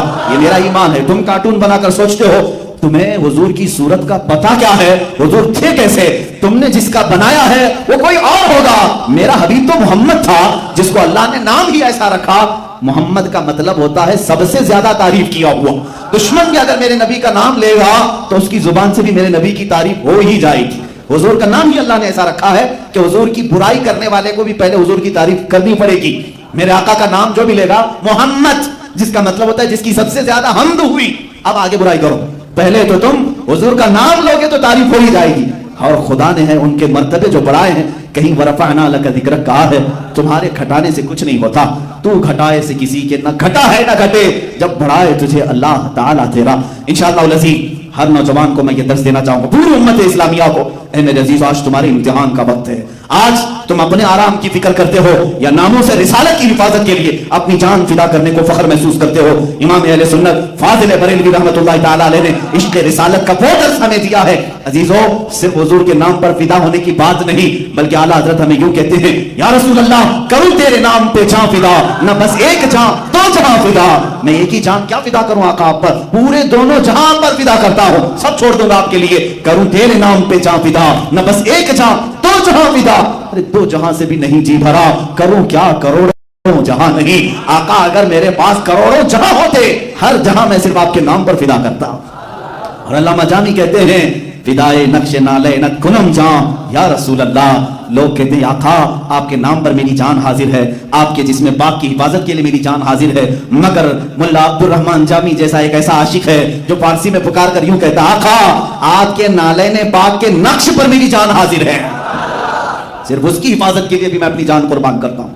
میرے عزیزو, یہ جو جہاد کا لفظ ہے جس کو تمہاری زبانوں پر لانے سے تم بھی کتراتے اور ڈرتے ہو, علماء سے بھی میں کہتا ہوں اس سے کوئی تمہیں کترانے کی ضرورت نہیں. میں ثابت کر کے بتاؤں گا. اگر تم کہتے ہو جہاد کا لفظ اپنی زبان پر لانا غلط ہے, ٹیررزم ہے, دہشت گردی ہے, تو پھر کوئی بھی ملک دنیا میں دہشت گردی سے بچا نہیں ہے. ہر کوئی اپنا ڈیفنس کر رہا ہے, ہر ملک اپنا ڈیفنس کر رہا ہے. تو سب کیا آتنکواد ہو گئے؟ اپنے ملک کی سرحدوں کی حفاظت کرنا یہ جہاد ہے, اسلامی جہاد. جہاد کی تعلیمات اگر میں آپ کو بتاؤں, آج کے زمانے میں جو جنگیں ہوتی ہیں ان میں کہیں آپ کو نہیں ملے گا. بتاؤ سپر پاور امریکہ جب کسی سے ٹکراتا ہے تو کیا جنگی اصول پر جنگ ہوتی ہے؟ جس ملک پر یہ بمباری کرتا ہے سب کا سب تباہ کرتا ہے. ناگاساکی, ہیروشیما, آج تک 70 سالوں سے زمین سے سبزے نہیں اگا پا رہے. پیدا ہونے والے بچے لنگڑے پیدا ہوتے ہیں. جو نیوکلیئر وہاں پر دھماکے ہوئے تھے 70 سال گزر گئے, لیکن آج تک ان کے ذرات کا اثر باقی ہے. جو تمہاری جنگیں ہیں ان کا حال یہ ہے کہ تباہی اور بربادی. مگر نبی کونین صلی اللہ علیہ وسلم صحابہ کو فرماتے کہ اللہ نے ہمیں تلوار اٹھانے کا حکم دیا ہے تو صرف دین اسلام کی حفاظت اور اپنی جان کی حفاظت کے لیے. اگر تمہارا دشمن کے ساتھ مقابلہ ہو جائے تو حضور فرماتے ہیں ان اصولوں کا خیال کرنا, کبھی کسی بوڑھے پر ہاتھ نہ اٹھانا, کبھی کسی عورت کو نہ چھونا, بیٹھے ہوئے بچوں کو نہ پکڑنا, وہاں کے درختوں کو نہ توڑنا, کہیں کے پتے نہیں اکھاڑنا, وہاں کی زمینوں کو برباد نہ کرنا, وہاں موجود عبادت خانوں پر حملہ نہ کرنا. یہ میرے آقا کی تعلیمات ہے. کس کو, वो मुजाहिदीन साहबा को कहते थे कोई औरत अगर जंग के दौरान नजर आ जाए उससे छेड़छाड़ नहीं, जंग उनसे नहीं होगी. बच्चे आ जाएं उनसे तारुज कर लिया जाए, बूढ़े आ जाएं तलवार ना उठाया जाए, जो खाली अपने घरों के पास बैठे हैं उनको कैदी ना बनाया जाए. वहां जो भी लोग इबादत कर रहे हैं जिस मजहब पर, उनके मजहब खाने पर हमला नहीं होगा, तोड़ा नहीं जाएगा. वहां अगर दरख्त हैं पत्ते नहीं तोड़ोगे, वहां बर्बाद नहीं करोगे. फिर जंग किससे होगी? मेरे आका ने फरमाया जिसने तुम्हारे खिलाफ तलवार उठाई उसके खिलाफ जिहाद होगा. यह है इस्लाम का उसूल है जिहाद. जो तुम्हारे खिलाफ जिहाद के लिए, जंग के लिए तलवार उठाए उसका हाथ तोड़ो, उसके दांत तोड़ो. ये हमारा नहीं, आज पूरी दुनिया का निजाम है. आज पूरी दुनिया का निजाम, पूरी जंगों का आपको मैं अगर असबाब ही बता दूं, जंगे बदर क्यों हुई, वजह क्या थी, जंगे उहद क्यों हुई, वजह क्या थी, जंगे खंदक क्यों हुई, वजह क्या थी, हुनैन क्यों हुई, मौता क्यों हुई, तबूक क्यों हुई, सब में वजह यही रही. सब में वजह यही. मुशरिकीन मक्का जमातें बना रहे हैं और मीटिंगें कर रहे हैं. बाद में तो हुजूर को पहले से खबर हो गई आका वो आपके खिलाफ जंग की तैयारियां कर रहे हैं. तब हुजूर ने भी अपने साथियों को जमा किया. जब जब खबर आई हुजूर ने तैयारी का ऐलान किया. जंग तबूक क्यों हुई थी, जंग मौता क्यों हुई थी, वजह सिर्फ ये थी हुजूर ने अपने कासिद को भेजा. आज भी दुनिया का निजाम है, अगर तुम किसी मुल्क के एम्बेसडर को मार दोगे तो 2 मुल्कों में टकराव होगा. इसीलिए एम्बेसीज की बहुत ज्यादा हिफाजत होती है, सिफारत खानों की बहुत हिफाजत होती है. अगर तुमने यहां पर किसी दूसरे मुल्क के सफीर को मार दिया, उस मुल्क का तुम्हारे साथ झगड़ा शुरू हो जाएगा. पहले से निजाम है. हुजूर का सफीर, हुजूर के एक सफीर हारिस बिन उमैर रज़ियल्लाहु ताला अन्हु एक बादशाह के पास जा रहे हैं खत लेकर मेरे आका का. बीच रास्ते में एक जालिम ने उनको पकड़ा जो उस बादशाह का एक बाजगुजार था. उसने उनको दर्दनाक अंदाज में कत्ल किया, बेदर्दी से मारा, उनके टुकड़े कर दिए. जब कासिद को मारा जाता है, हुजूर पाक सल्लल्लाहु अलैहि वसल्लम ने फरमाया हमारे सफीर के साथ उन्होंने बदतमीजी की, बुरा सलूक किया. और उस जमाने के भी उसूल में यह था कि नहीं छोड़ा जाता था. जंग मौता इसीलिए हुई, जंग तबूक इसलिए हुई कि हुजूर सल्लल्लाहु ताला अलैहि वसल्लम के खिलाफ वो लोग मुल्क के शाम में फौजें जमा कर रहे थे. रोमी लश्कर जमा है, फलां लश्कर जमा है, हुजूर पर हमलावर होने की कोशिश कर रहे हैं. मेरे आका ने फरमाया हुजूर ने जितने जिहाद की या तो मदीने के आसपास या तो फिर सहाबा को लेकर बहुत दूर चले जाते. क्यों? इसलिए कि जब जंग होती है तो जिस इलाके में जंग होती है सब टूट फूट जाता है, सब बर्बाद होता है. घर टूटते हैं, दरख्त टूटते हैं, क्या क्या नहीं बर्बाद होता. हुजूर हमेशा मदीने की हिफाजत चाहते थे, कोई भी जंग मदीने में ना हो. सहाबा को लेकर बहुत दूर चले गए. जंग तबूक जो है मदीने से 800 किलोमीटर दूर हुई है, तकरीबन 800 किलोमीटर दूर. वहां पहुंचे, वहां मुकाबला हुआ. मौता भी ये जॉर्डन में हुई है, आज का जो उर्दून है जॉर्डन. हुनैन, जंग हुनैन मक्का से भी 100 किलोमीटर दूर है, ताइफ के करीब. ये जंग वहां हुई. वहां पर भी किस लिए, जितनी भी जंगें हैं, पढ़ो मेरे जवानों, पढ़ो मेरे अजीजों, हर गज़वे का सबब क्या था अगर तुम निकालोगे यही होगा कि ये हुजूर के खिलाफ ताकत इकट्ठा कर रहे थे, फौज जमा कर रहे थे, हथियार जमा कर रहे थे और सीधे मदीने पर आकर हमला करने की कोशिश कर रहे हैं. जंग खंदक क्यों हुई, खंदक क्यों हुई, कहां हुई? मदीने से बाहर हुई, सिर्फ 1 किलोमीटर बाहर. मुझे बताओ हुजूर लड़ने के लिए मक्का गए थे या मक्का वाले आए थे? जंग बदर में मक्का वाले आए, जंग उहद में मक्का वाले आए, जंग खंदक में मक्का वाले आए. हुजूर ने तो अपनी जिंदगी में डिफेंस सिखाया है सहाबा को. यही उसूल हमारा होना चाहिए, किसी को छेड़ो मत और अगर कोई छेड़े तो छोड़ो मत. यही इस्लाम का उसूल. अब आप उसको भूल चुके हो, ठीक है, छेड़ नहीं रहे आप, बहुत अच्छी बात है, इस्लाम के उसूल पर कायम. लेकिन तुम्हें आज बहुत लोग छेड़ रहे हैं और तुम छोड़े बैठे हो. ये दूसरे वाला उसूल भूल गए. अगर कोई छेड़े तो छोड़ो मत. हम मुतालबा करेंगे दुश्मन के कैद होने का या वो अपना अंजाम तक पहुंचे. आज जो कानूनी कार्रवाई हो सकती है हम उसका मुतालबा कर रहे हैं. मैं आज मस्जिद में बैठ करके आपसे ये नहीं कह रहा हूं तलवार उठाओ, भाले उठाओ और जाओ लड़ो. नहीं, हम जिस मुल्क में हैं हम कानूनी एतबार से चलेंगे. अगर इस्लाम के खिलाफ कोई हर्जा सराई करता है, मेरे नबी की शान में कोई तौहीन करता है या कुरान अजीम के आयात बय्यिनात पर उंगली उठाता है तो ये मेरे पर्सनल चीजों पर अटैक है, ये मेरे इस्लामिक लॉ पर अटैक है. तो हम आवाज उठाएंगे, हम कहेंगे कि आप जिस आजाद मुल्क में रह रहे हैं, एक कौम के साथ यहां ना इंसाफी हो रही है. यही तो हम बात कर रहे हैं. NRC, CAA ये सब मुद्दों पर क्यों मुसलमान भड़के हुए थे? मेरे अजीजों, हम अपने हुकूक का मुतालबा कर रहे हैं और आज भी हम कानूनी लड़ाई लड़ रहे हैं. लेकिन क्या करें, एक वक्त रहेगा जब तक हम पुकारते रहेंगे. हम हुकूमत वक्त को भी पुकार रहे हैं, अदलिया को भी पुकार रहे हैं. लेकिन जब सब बिक जाएं, सब एक मैदान में नंगे हो जाएं, तो फिर आखिर वक्त वही होगा जो अल्लाह को मंजूर होगा. अल्लाह रब्बुल इज्जत जो चाहेगा वही होगा और ये वक्त ही बताएगा कि क्या होगा. लेकिन मैं आप सबसे ये जरूर कहूंगा, अपना डिफेंस, सेल्फ डिफेंस हर मुसलमान सीखे. हर मुसलमान को चाहिए वो अपनी जान की हिफाजत करे, अपने मुल्क की हिफाजत करे. हिंदुस्तान से हमें बड़ा लगाव है, बड़ा प्यार है. अगर इससे नफरत होती تو ہم کب کے ادھر کے ادھر ہو جاتے, خیانت کے شکار ہو جاتے. اس سرزمین سے ہمیں اس لیے بھی پیار ہے کہ خواجہ ہند یہاں پر ہے, محبوب الہی یہاں پر ہے, ہم کروڑوں عاشقوں کا امام بریلی کا تاجدار یہاں پر ہے. ہم اس ملک سے وفاداری کرتے ہیں, عزت کرتے ہیں اور حفاظت کا بھی عزم رکھتے ہیں. لیکن اس وطن عزیز کی سرزمین کو جو پلید کرنے کی کوشش کرے, جو فساد مچائے, جو فتنے مچائے, اس کے خلاف بھی آواز اٹھانا ایک حق بولنے والے کی ذمہ داری ہے. ابھی آپ کی مرضی ہے اور علماء کی مرضی ہے, آپ جابر و ظالم حکومتوں کے خلاف آواز اٹھاتے ہو تو دنیا تمہیں حسینی کردار میں لکھے گی, اور چپ رہ کر کے خاموشی سے سہتے ہوئے جاؤ گے تو حسین اعظم نے کہا ہے میرے نزدیک ظلم صرف ظالم کا نہیں بلکہ جو ظلم کو سہ کر خاموش بیٹھتا ہے وہ بھی اپنے وقت کا ظالم ہے, اس لیے کہ اس نے اپنی پوری نسل کو ظالم بزدل بنا دیا, اپنی پوری نسل کو بزدل بنا دیا. میری باتیں سخت ہوں گی لیکن آج میں جو کچھ بھی کہہ رہا ہوں ان الفاظ کا میں تنے تنہا ذمہ دار ہوں. میں بار بار کہتا ہوں میرا مجمع ذمہ دار نہیں ہے. اگر آپ کو ڈر لگ رہا ہے تو آپ اٹھ کر جا سکتے ہیں اور کیمرے والے سے بھی کہیں کسی کی تصویر اس میں نہ لیں, بعد میں وہ کہہ سکیں حضرت وہ بیان میں نہیں تھا. آپ بول سکتے ہیں, میں اپنی ذمہ داری اپنے اوپر لے رہا ہوں, اس لیے کہ جو زمانے کے تقاضے ہیں اس کو اگر امت کے سامنے اگر آج ہم نہ بولیں تو پھر جب زبانیں چپ ہو جائیں گی ہمارے صرف اعضاء کاٹے جائیں گے. آج دیکھ نہیں رہا, یہی لفظ کی وجہ سے میں حدیث پڑھ کر کے اپنی گفتگو کو آخر سمیٹتا ہوں. حضور پاک صلی اللہ علیہ وسلم کے سارے غزوات, سارے جہاد اور ساری جنگوں کی تفصیلات بیان کرنا یہ مختصر وقت میں ممکن نہیں, لیکن اللہ رب العزت نے صحابہ کی جو مدد کی اور ان کو فتح عظیم سے نوازا, وجہ کیا تھی؟ حضور فرماتے ہیں جب تک تم جہاد کے ساتھ قائم رہو گے اللہ تمہاری مدد کرے گا. اذا ترکتم الجہاد, جب تم جہاد کو ترک کر چکے, حضور فرماتے ہیں اللہ تم پر ذلت مقرر کرے گا, تم ذلیل ہو کر زندگی گزارو. یہ پوری حدیث ہے, حدیث میں آپ کو اگر سخت لگ رہا ہو تو ذلت کی زندگی گزارو. سیلف ڈیفنس کا نام ہے, اپنے حقوق مانگنا بھول گئے. اور سب سے افضل جہاد کیا ہے جانتے ہو؟ سب سے افضل جہاد میں آپ کو بتاتا ہوں نا, آپ بھی جہاد کرو. کیسا جہاد؟ حضور پاک سے پوچھا کہ سب سے افضل جہاد کیا ہے؟ تلوار کا, نیزے کا, بھالے کا, کون سا جہاد اس زمانے میں؟ بندوق کا, بارود کا نا. میں حدیث پڑھتا ہوں, اللہ کے نبی صلی اللہ علیہ وسلم نے فرمایا افضل الجہاد کلمۃ الحق عند سلطان الجائر. میرے آقا فرماتے ہیں سب سے افضل جہاد ظالم بادشاہ کے سامنے حق بات کرنا ہے. جو آج آپ کر سکتے ہیں, آج کر سکتے ہیں الحمدللہ. اس منبر سے کے خلاف بولوں گا یہ افضل الجہاد ہے کیونکہ وہ ظالم ہے اور ایک طرفہ ظلم کے شکار ہیں یہ لوگ, ایک طرفہ ظلم. میں اس بات سے خوف نہیں کر رہا ہوں, اس لیے کہ تمہاری غلط نیتیوں کی وجہ سے, غلط پالیسیوں کی وجہ سے آج ملک کے امان کو خطرہ ہے. آج ملک میں فساد جیسے جو حالات ہیں صرف اسی وجہ سے کہ جب تخت کسی بندر کے ہاتھ میں دے دیا جائے تو ایسے ہی ہوتا ہے. ہمارے ہاں کہتے ہیں نا کوے کو بڑا پن دیا تو آگے کا آپ سمجھتے ہیں, وہ ساری چیزیں یہی کرتا ہے. اور کسی بندر کے ہاتھ میں اگر لڈو آپ پکڑا جائے, اسے معلوم نہیں لڈو کھاتے کیسے, گھمائے گا گھمائے گا گھمائے گا, پوری بوندی جھڑ جائے گی, ہاتھ میں کچھ نہیں رہے گا. یہ پچھلے 6 سال سے گھما رہا ہے لڈو کو اور سب جھڑ چکا. تقریباً بینکیں کرپٹ ہو گئی, کمپنیاں بک گئی. دیکھ نہیں رہے آپ لڈو کو کیسے گھما رہا ہے, اور اس وقت تک گھمائے گا جب پورا لڈو ختم ہو جائے گا. برا لگ رہا ہے آپ کو عزیزہ نگرانی؟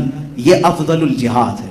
میں جب تک میری طاقت ہے اللہ کے حبیب صلی اللہ علیہ وسلم کی اس حدیث پر عمل کروں گا.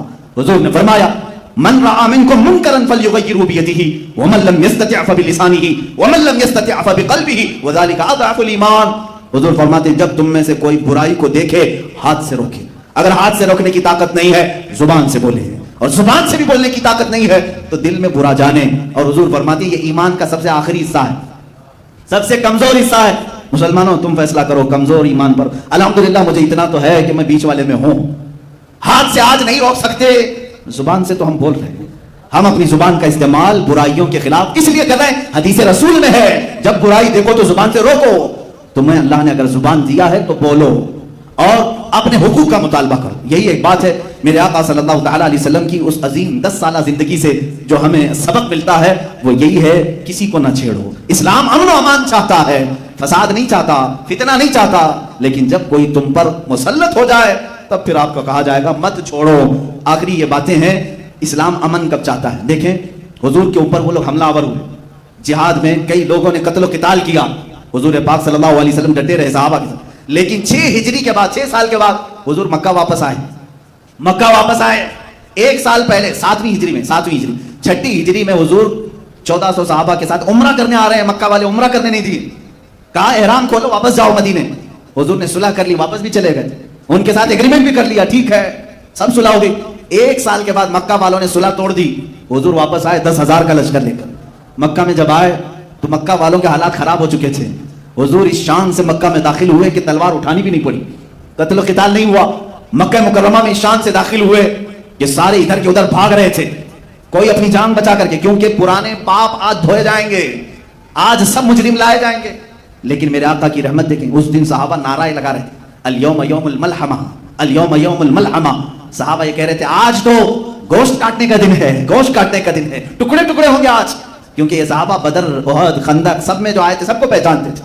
مکہ میں جنہوں نے گھر لوٹا تھا ان کو بھی جانتے تھے. صحابہ جب یہ نعرہ لگانے لگے, میرے آقا نے ان کے نعرے کو بدل دیا, کہا الیوم یوم الرحمہ, الیوم یوم الرحمہ, آج کا دن رحم کرنے والا دن, آج کا دن رحم کرنے والا ہے. یہ ہے اسلام, امن کی بات کرتا ہے. اس امن کی تلوار تم نے اٹھایا حضور کے خلاف, صحابہ کو تم نے مارا, لیکن وہ رسول جب غالب آ گئے اس شہر میں, چاہیے تو تھا کہ چن چن کے بدلہ لیا جاتا, لیکن حضور اعلان کیا کر رہے ہیں, 7 سال تک جو حضور کی ہر جنگ میں مقابل میں آئے, ابو سفیان ہر جنگ میں حضور کے خلاف, لیکن اس دن حضور اعلان کر رہے ہیں ابو سفیان کو بھی امان ہے, اور جو ابو سفیان کے گھر میں جا کر پناہ لے اسے بھی امان ہے. حضور نے یہ تک اعلان کیا. جب ابو سفیان نے یہ دیکھا میری عزت اتنی بڑی, 7 سال تک ہر جنگ میں ان کے خلاف تھا, آج معاف بھی کیا, جو میرے گھر آئے اسے بھی معاف کر رہے ہیں, سیدھے دربار رسول میں حاضر ہو کر کلمہ طیبہ پڑھا, حضور کی غلامی میں داخل ہوئے. حضور پاک صلی اللہ تعالی علیہ وسلم نے بے شمار لوگوں کو آزاد کیا, بلکہ پورے مکہ والے اس دن پکڑ کر کے لائے گئے تھے, جو جو قتل و قتال میں تھے پکڑ کے باندھ کے لائے. صحابہ کی تلواریں ان کی گردنوں پر لٹک رہی تھی. حضور نے ان سے پوچھا, اے مکہ والوں کیا خیال ہے تمہارا میرے بارے میں, کیا خیال ہے؟ مکہ والوں نے کہا آپ کریم ابن کریم ہیں, آپ بھی کریم ہیں, آپ کے والد بھی کریم ہیں. حضور نے کیا فرمایا, اذهبوا فانتم الطلقاء, جاؤ آج کے دن تم آزاد ہو. جب یوسف علیہ السلام نے اپنے کنویں میں ڈالے جانے والے بھائیوں کو معاف کیا تو اللہ کا حبیب اپنی امت کو بھی معاف کرتا ہے. حضور نے اپنے غلاموں کو معاف کیا, اس میں اکثر و بیشتر اسلام میں آئے. اب اس کے بعد امن کب قائم ہوتا ہے؟ ایسے قائم ہوتا ہے, حضور پاک صلی اللہ علیہ وسلم نے مکہ جب فتح ہوا, پہلی اذان کے لیے خانہ کعبہ کی چھت پر بلال حبشی کو چڑھنے کا حکم دیا. یہ وہی غلام ہیں جن کو مکہ کی گلیوں میں رسی ڈال کر کھینچا جاتا تھا, ان کے جسم پر سل رکھی جاتی تھی. آج وہ بلال آئے ہیں, ارے سیدھے مکہ کی کسی گلی میں نہیں, اللہ کے گھر خانہ کعبہ کی چھت پر. جب انہیں حکم ہوا تو انہوں نے نہ ادھر دیکھا نہ ادھر دیکھا, اذان تو دیتے تھے, رسی پکڑ کر تیزی سے چڑھنے لگ گئے. حضور نے فرمایا بلال آج اذان وہاں سے دی جائے گی, یہ فتح کا اعلان تھا, وہاں سے اذان دو. حضرت بلال حبشی کعبے کی چھت پر کھڑے ہو کر کے اذان کے لیے آواز پکارنے لگے. اب انہیں ہوش آیا, اب انہیں خیال آیا, کہا میں شوق میں تو چڑھ گیا. حضور سے پوچھتے ہیں آقا جب تک میں اذان نیچے کھڑے ہو کر دیتا تھا میرا منہ تو کعبے کی طرف ہوتا تھا, اذان دینے کے وقت میں منہ کعبے کی طرف کرتا تھا, ہاتھ تو کعبہ میرے نیچے ہے, میں کعبے کے اوپر ہوں, منہ کس طرف کروں؟ میرے آقا نے فرمایا بلال مجھے دیکھ کر اذان میری طرف دیکھو اور اذان دو. یہی تو ہمارے امام اہل سنت نے فرمایا ہے, حاجیو آؤ شہنشاہ کا روزہ دیکھو, کعبہ تو دیکھ چکے, کعبے کا کعبہ تھے. بلال حبشی نے اذان دی. جانتے ہو یہاں ابو بکر صدیق بھی تھے, عمر فاروق بھی تھے, عثمان و علی رضوان اللہ علیہم اجمعین بھی تھے. انہیں کیوں نہیں کعبے کی چھت پر چڑھایا گیا؟ بلکہ فتح مکہ کے دن ایک عظیم میسج دیا گیا ہے, ایک عظیم میسج پوری کائنات کو. اے لوگو, تم جسے مارتے تھے, تم جسے غلام سمجھتے تھے, اسے کالا کہتے تھے, حبشی کہتے تھے, اسے چوڑے ہونٹ والا, بڑی ناک والا کہتے تھے, یاد رکھو جو محمد کی غلامی میں آ جائے کعبہ بھی اس کے تلووں کے نیچے آ جائے. یہ پوری کائنات کے لیے عظیم میسج ہے. اسی کو اقبال نے کہا ہے, اٹھو قوت عشق سے ہر پست کو بالا کر دو, دہر میں نام محمد سے اجالا کر دو, کی محمد سے وفا تو نے تو ہم تیرے ہیں, یہ جہاں چیز ہے کیا لوح و قلم تیرے ہیں. وآخر دعوانا الحمدللہ رب العالمین.